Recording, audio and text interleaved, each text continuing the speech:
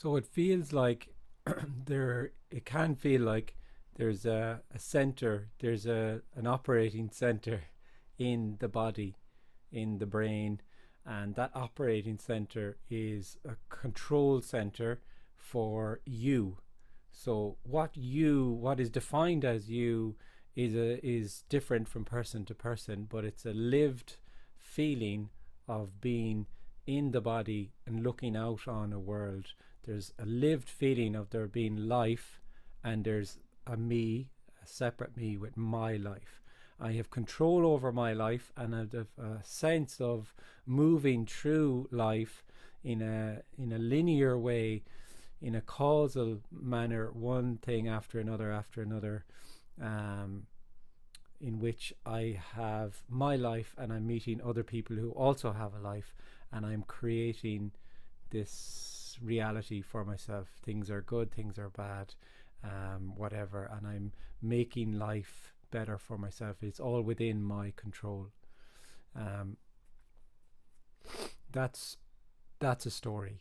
That's what's being illuminated here. That sense of being a you is a story. You are a narrative. You are whatever people say about themselves. I'm this. I have my father. I'm a brother. I have this job. I'm interested in this. I'm good at that. I'm bad at this. I know this. I've been there. It's all a narrative. It's all a story. It doesn't feel like a story to the person. It feels real. There's a really felt feeling, contracted, energetic sense of being a person. When there is that sense of separation, there can be a yearning, um, it can be a sensitivity to a yearning for something other, and the person, because you feel like a person who lives in the real, you think it's a real thing then that will satisfy. So you think you're going to get something, get an experience, get a knowledge, get material goods, whatever. And there's this constant kind of striving for something that's nearly always around the next corner. So what's this illumination is that actually what's sought is nothing other than what appears to be already. Simple. Just this. Just what's appearing to be. That's all. Energy, nothing being everything.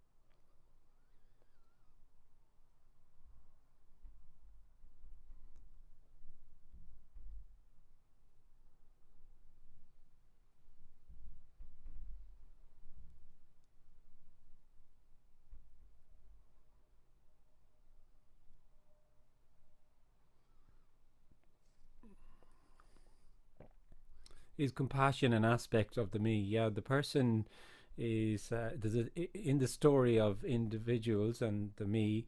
There's a compassion for other people. It's part of the story. Really, all of that is about me. Really, like in the same way that someone who thinks they're helping another person, that's all really about them, unless it's seen that it's just a story and it's just a role maybe. But most people feel that they're helping another person. Really, that's about them.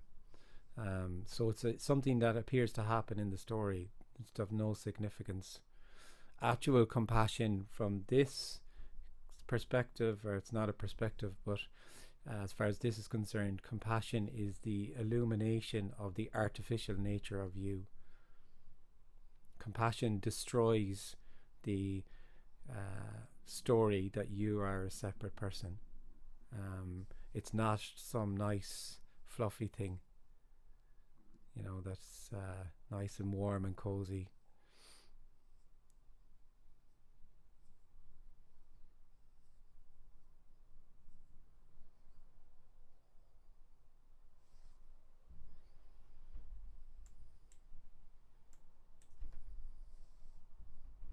When you feel like a person, there's a lived sense of there being other people. It goes unquestioned. It's absolutely real.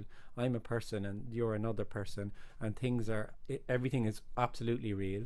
And then you're something happening there that I can help you, so I can take action to help you, and this feels completely real, totally real. And then that whole sense of there being compassion for there's other people suffering, and it's all a story. It's all in the story of me.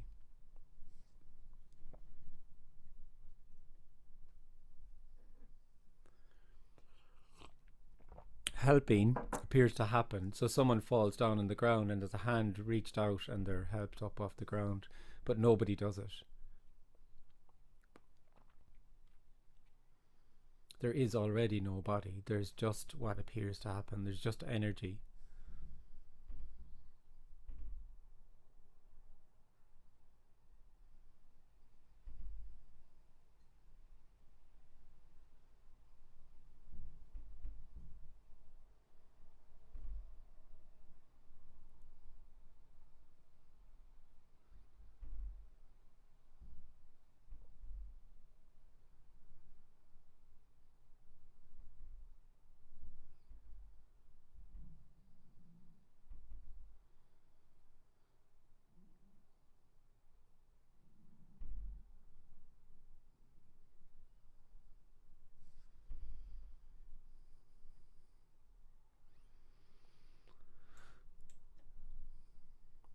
A love for stories is also just what's appearing to happen. Yeah, of course. Yeah, there's just what appears to happen. That's all. There's just sitting on a seat. The wind is stirring the trees. The sun is shining. A car speaking. There's just what's appearing to happen. But then there's a lived sense then for the person that it's not just what appears to happen, and it's not appearing to happen either. It's actually happening because it's a living in the real. Everything is real. I'm real. Everything else is real, and it's related to in a subject object reality in which I interact with other people. There are other things, and it's completely real for the person. This experientially, this sense that there's a real life. I'm real. Everything is really happening in time and space, and so on. So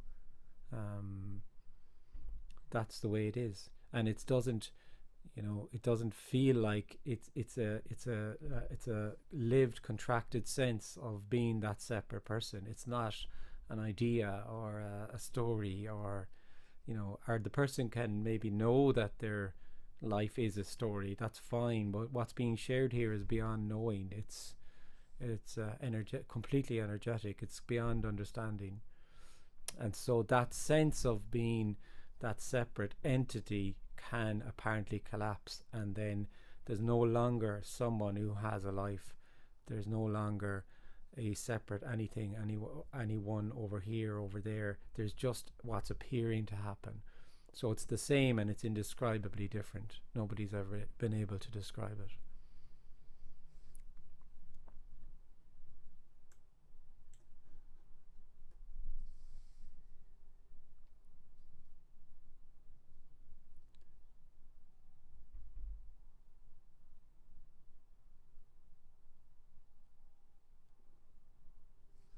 Hi, Matt. Hello, hello, Kenneth. For some reason, I haven't said anything to you for more than a year now, so it's also nice just to say hello. Yeah, Uh, apparently. yeah, apparently, yeah. So now I have been kind of become a little obsessed by the concept of continuity. Mm-hmm. So I want to see continuity as the. I mean, would you agree that the, there is no continuity, and the sense of continuity is kind of the same as the false sense of reality? What exactly do you mean by continuity then? What's Well, um, I mean, there is the illusion of time and space, and both of those are kinds of continuity. So I want continuity is a very general thing then, hmm. and the continuity, like things are connected. Time is Yeah. one of Do them. you, yeah, okay. Do you mean causality or continuity? Yeah. Yeah, and without continuity, you couldn't Hmm. express causality. Yeah. So I don't know. I guess, yeah, if you're talking about time, uh, continuity, time, yeah, there's a sense of that for the person. There's a sense of um, a linear sense of movement in time and space that is I wouldn't really differentiate from causality either. I think causality is just another way of talking about time, really, and that's a lived reality for the person. hmm. And all the time you feel like a person, then it feels completely real. And like when you often speak about this the closed loop of knowing, Yeah, and again I see this as kind of continue without continuity there would be no a closed loop of knowing kind of needs continuity to keep it yeah, together, but to keep it going. I'm talking about something that's artificial. So when I say the closed loop of knowing, that's an artificial overlay. So the you are the closed loop of knowing. I'm not talking about people, a separate person, as an individual who has a closed loop of knowing. The individual is the closed loop of knowing, and what's being shared is that is artificial. Yeah, It doesn't feel artificial. It feels absolutely real for the person. but wouldn't you say the same about time or continuity? This also artificial. Yeah, but that's what I have been saying Oh every yeah, time I'm and on a that is meeting. my question. Yeah, Yeah, that is yeah, my. it's an aspect of feeling like a person is that there's time. Time is real. Instead of just a function in the story, it's a real thing, just as I'm real. So that realness, it feels absolutely real. Time and space feel completely real. There's a lived sense of moving in time for the person, for the individual. Yeah. No, there is no point in this, of course, but I just kind of become obsessed with the word continuity. It seems like you can use that everywhere instead of the other. Yeah, Uh, it's semantics, though. I mean, I don't like this is totally beyond words, beyond knowing, beyond understanding. So getting kind of obsessed or getting bogged down in any term, it's there's no way of saying what's just this expression here. There's impossible to say. I can't say it, but it can mm, be pointed towards. You could say even in that is an inadequate expression, but it's that's the illumination, and it's a energetic resonance. Then what's being suggested here can be a lived reality or a lived scene for nobody. It's just very obvious that there's just what's appearing to happen.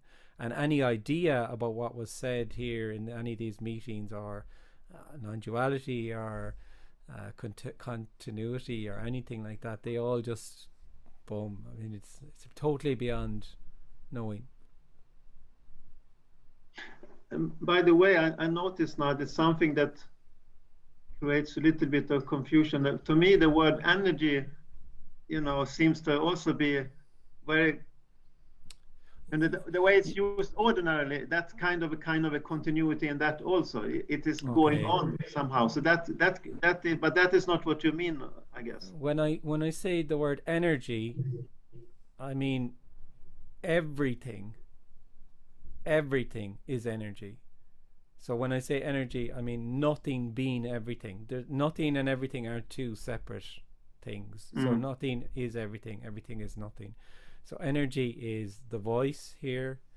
It's the raising of the arm. It's sitting on a seat. It's the microphone. It's the guitar. It's the shelf. It's the computer. It's the nothing that isn't energy.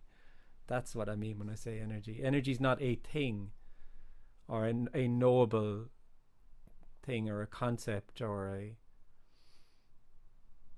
like that's energy. Asking about energy there. Yeah, so you mean exactly the same as nothing being everything? Oh yeah, completely interchangeable when I say that energy.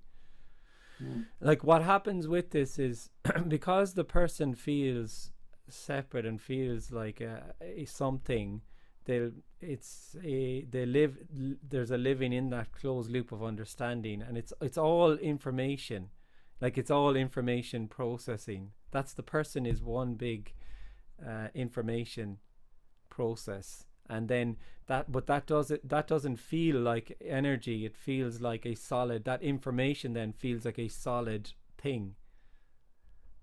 So that's that lived feeling. And then when there's a sharing like this, then because the person is all information, it's trying to latch on to aspects of this communication and bits of information, and can only turn, make something of them and then fit them into the tapestry that is them, weave them into this tapestry that are fit them into the paradigm that is them, or whatever way you want to say it.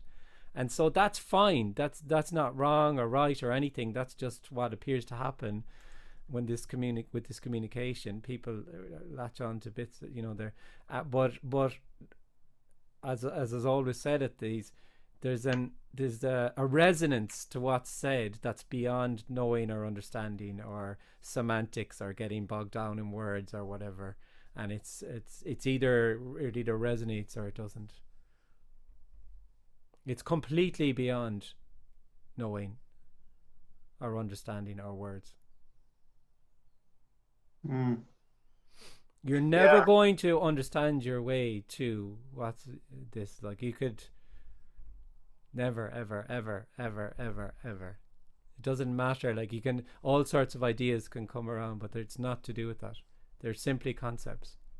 No, yeah, and I got that energy of doing exactly that has evaporated to a large extent.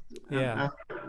And particularly, I would say it seemed like after contact with you last year. But now this thing about continuity. Yeah, but that's just an idea then. That's just a thought that arises there about continuity. It doesn't mean anything at all, but there may be a sense of kind of imbuing it with some sort of meaning. And this is the apparent person does, is that, oh, there's something in this. If I could just crack this continuity thing, then I'll understand what Kenneth's saying or what other people are saying. That's the trick. That's the thing. It's all within the loop then. That's the key. I have one new word now, and then everything. Yeah, that's exactly it. That's the way the person, it goes from one to another, and now that might kind of collapse after a while, and then another one will crop up, and then it will be, oh, that's the key then, maybe. Or maybe it's understanding, or for some people it's more experiential. It's not really an understanding. They don't really, but they're it's a searching for some sort of experience, and okay, that's it then, and then there's trying to reclaim that then, and trying to whatever, and it's all just all a spinning wheel, which is empty, completely empty. Yeah. Well, I get that, but I had many years of kind of heavy habits about this, trying to get things and studying philosophy and this kind of stuff. So So I forgive myself. It goes there's nothing to forgive. No, I know. It's just what appears to happen. Like it's in no way a positive or negative. What you just described there is simply just simply what appears to be happening. It has no significance whatsoever. It is in no way positive or negative. It's just what's appearing to happen. That's all. And it will appear to happen till it doesn't. It seems to, it seems to block out the good stuff.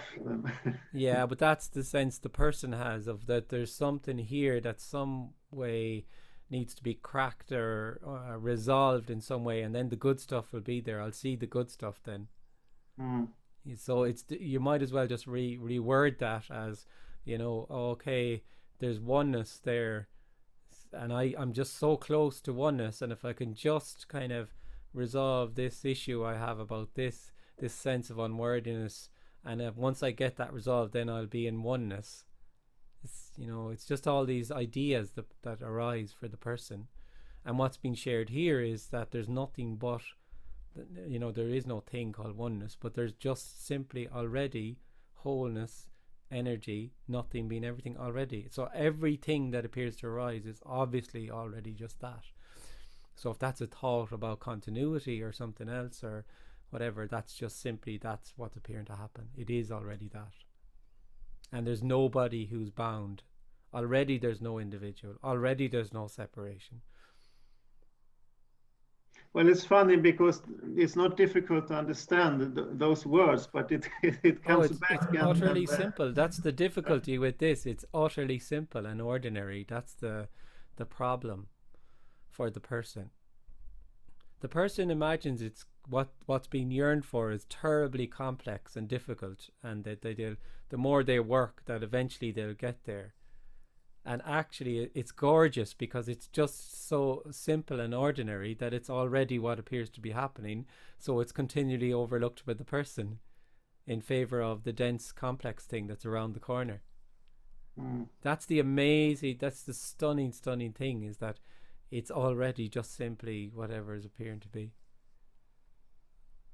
The open secret. Yeah. And this last delusion of mine is also, wholeness.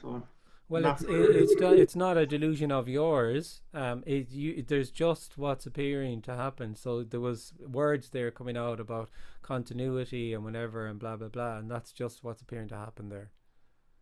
It's just an idea, or whatever.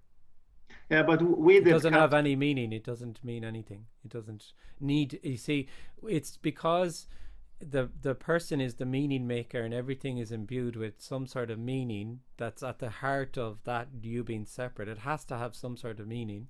So then it's like that. Then this is somehow significant, and then if I stop it, it will then result in something. So this thing about continuity and whatever, that will resolve. That will, maybe something else will take over then. But already everything it has no meaning at all, because it doesn't need any meaning. The only meaning is injected by the person. I have one other thing comes up now, is when you say the closed loop of knowing, is that the same as the contracted energy or the sense of separation? That's what I was saying earlier. When I say the apparent individual is the closed loop of knowing. And there is no closed loop of knowing. So these are words that are trying to illuminate the artificial nature of the separate self. So it feels that there's a center. It really feels that there's a center, an operating center, in which, and you are this operating center, and there you have this life, and it's your body, and you control all of this, and all of that is empty. It's just information, really. It's an information processing artificial software, if you want to look at it that way. You are artificial software, but you don't feel like artificial software. You feel like a real thing, a real person.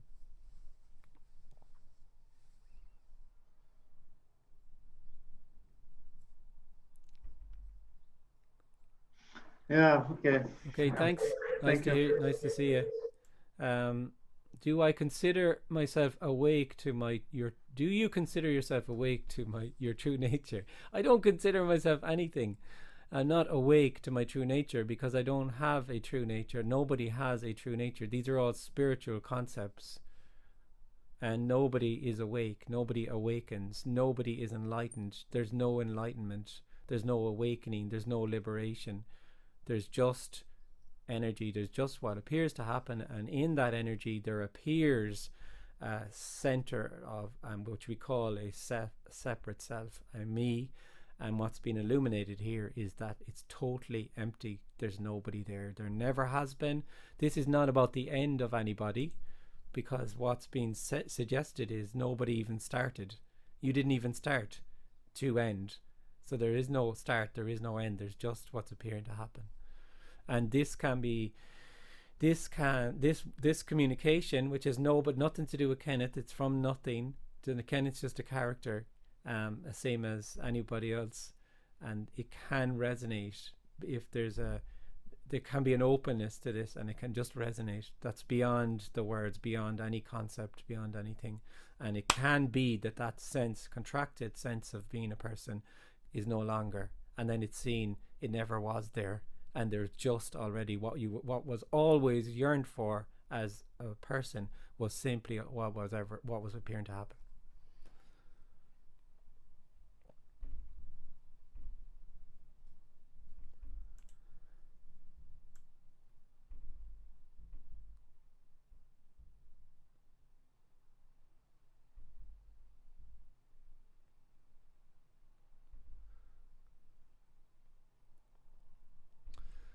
Can you talk a bit about death and grief? I've heard you say shift of energy, and it would be lovely if you could expand a bit on that again. Yeah, so they're just words. Like, I mean, in the story of me, you're born and you die. So that is the linear reality for the person. Is I'm a separate person, everyone else is a separate person. I have a life, they have a life.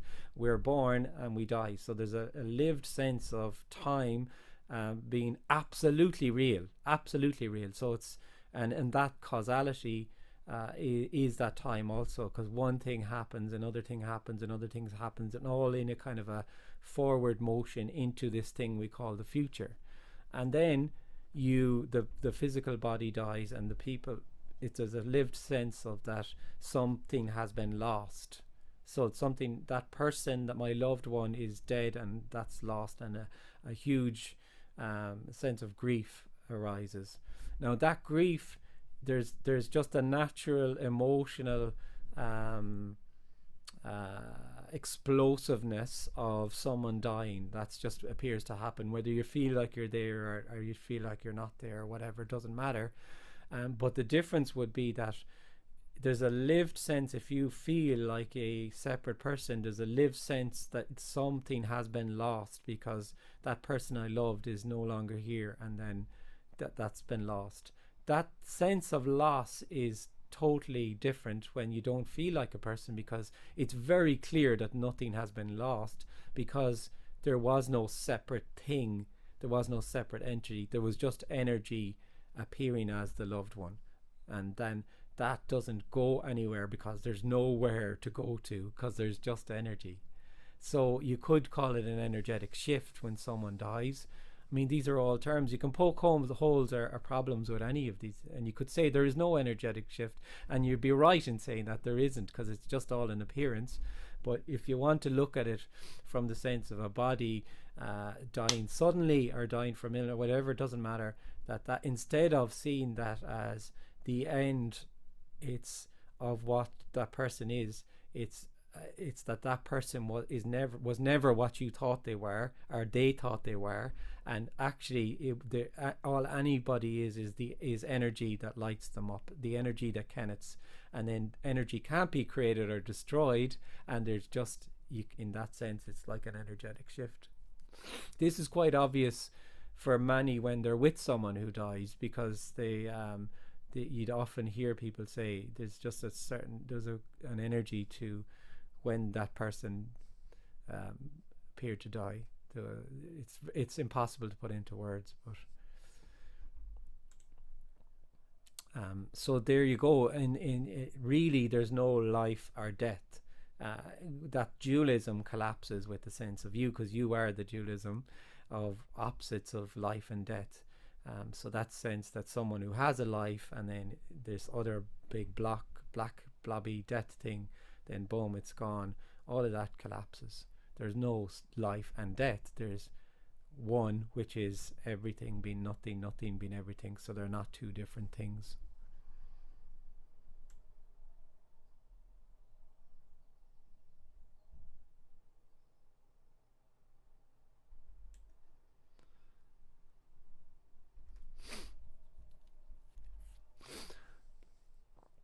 Is absolute reality spaceless and timeless? I don't use the term absolute reality.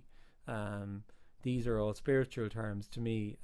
It's time and space are an appearance, so they're real and unreal. So we all logged on at 9 o'clock as per email, except there was a lot of stragglers today. I was clicking, stragglers. So it's an appearance. The person doesn't feel like it's an appearance. It's a lived reality that there's time. So these things are absolutely real when I feel like a person. Hi, Kim. Hi, Kim. Hi, Kenneth. Well, Yeah. actually, I thought Petra was on first. Oh, was she? I just see Yeah. one hand. Petra, you jump in then. Kim, you're an absolute gentleman. Yeah, that's Kim. Go first, cause I'm in the car, and it's better in 5 minutes for Okay, me. Okay. here we go. Okay. Kenneth, I wanted to ask you about it seems that there's a very fluctuating thing going on here with um, the obviousness of this message, Hmm. and then it's almost like there's an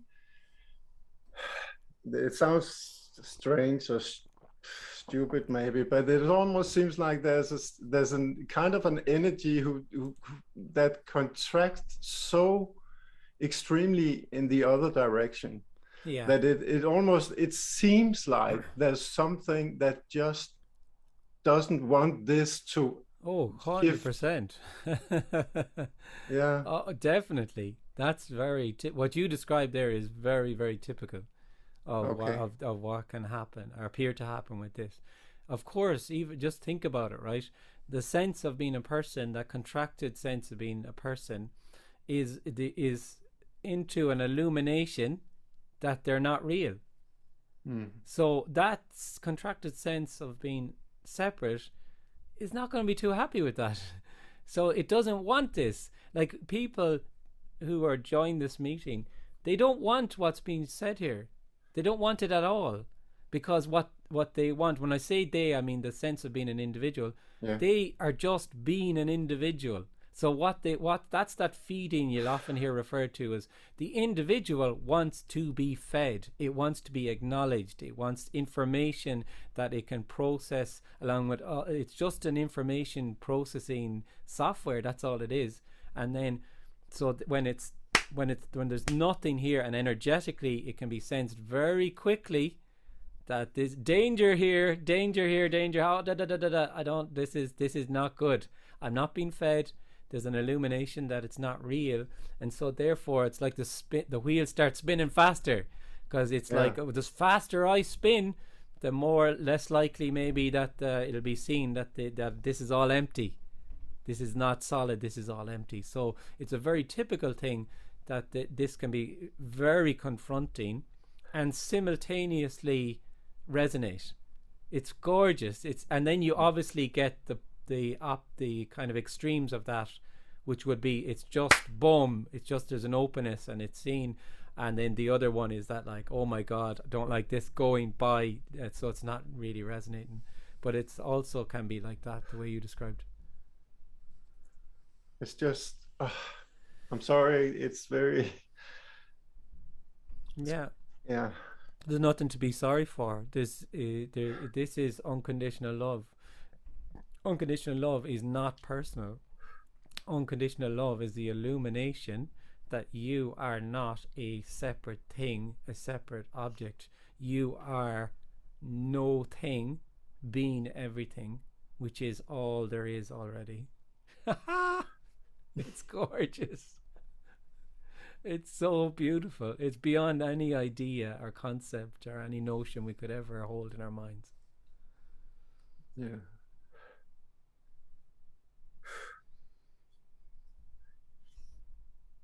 Okay. And this is, yeah, I know this is silly, but it's not anything. It's just no, what but appears to happen. Is there any? Is there? Oh God.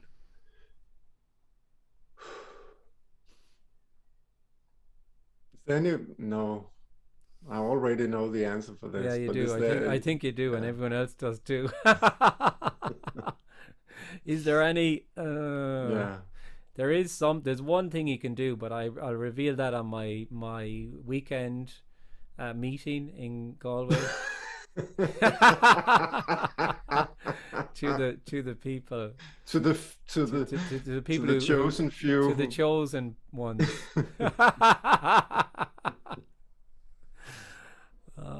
Yeah.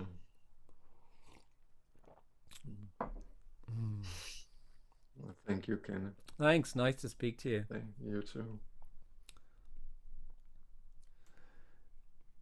Thank you, Kenneth. I recently lost my mother and was with her for many months during her illness, taking care and loving her. There is immense grief and also resonance with death not being separate from life. Yeah, so it's an energetic thing. It can be. It's beyond knowing. It's beyond understanding, and it can be as you described there. When someone that you love dies, it's explosive, and also grief. When you think about grief, it's actually everything. Really, it's everything, because it's complete love, it's complete devastation and sadness. It's everything, and it's waves, because everything is a wave, and a particle, and nothing, and being everything, and it's energetic. I mean, in that sense. And it's what appears to happen. It doesn't need to be understood, known, controlled, anything. It's just what appears to happen.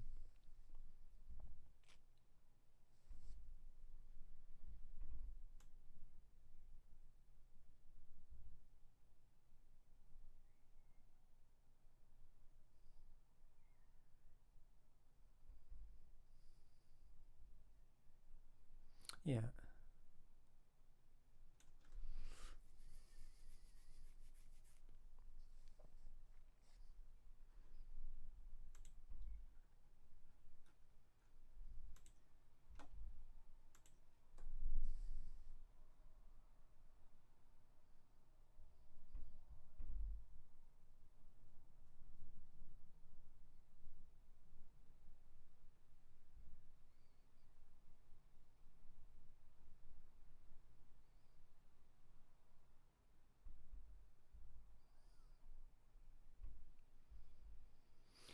I'm going to have to finish it a little bit early today, guys. So if anyone has a burning question, jump in, or whatever. Question, comment, whatever. Okay. Yeah. Oh, Petra, sorry, you're back. Yeah. You parked the car. What you said about death, and I lost my dog. Yeah. 2 or 3 weeks ago, and it's this last hours, but it was like you described, when some. I think so. It was no different if a person dies or if yeah. No. Yeah. And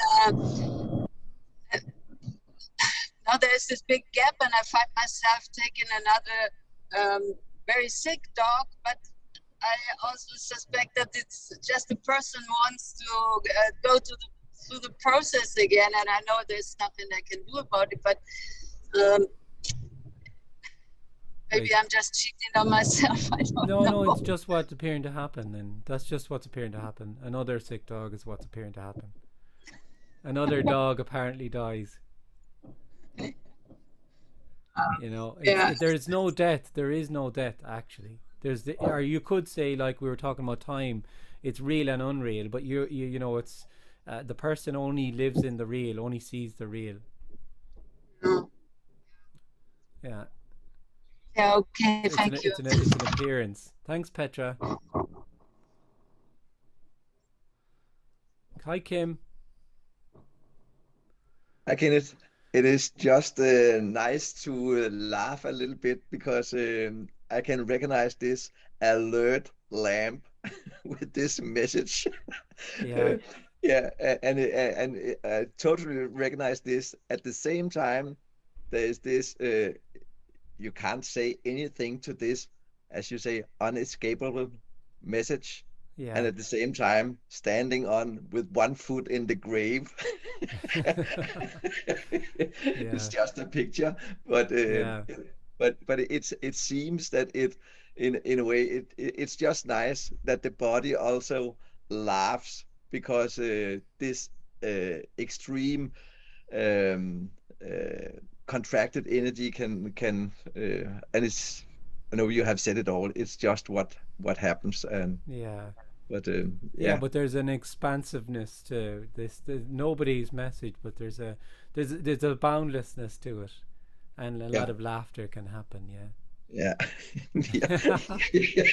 Yeah. and it's fantastic Yeah. with this standing up at the wall and Yeah. then have this laugh at the same time. It's yeah. On front of the firing squad, is it? Yeah, yeah. And then just laugh. Well, that's it. It is just a joke, really, in the sense of the person thinks it's terribly serious, very, very serious, and absolutely real, and it's all a story. No, no, no, not at all. Oh Okay. goodness. Thanks, guys. Thank you so much. I put a link there for people to contribute if they wish. Much appreciated. I have the meeting on, I think I'll send a separate email anyway, but that'll go ahead on the weekend. Real and unreal, real people, unreal people attending virtually. So it's great. It's in Galway, so I'll put a separate email out again. But if you've signed up, I think I've responded to most people, but I'll send the link probably tonight or tomorrow as well. So, and on again tonight at 9. So happy days. Talk to you later. Take care. Thanks, guys. Thank you. Thanks. Thank you, Bye. Kenneth. Thank you, Kenneth. Thank you.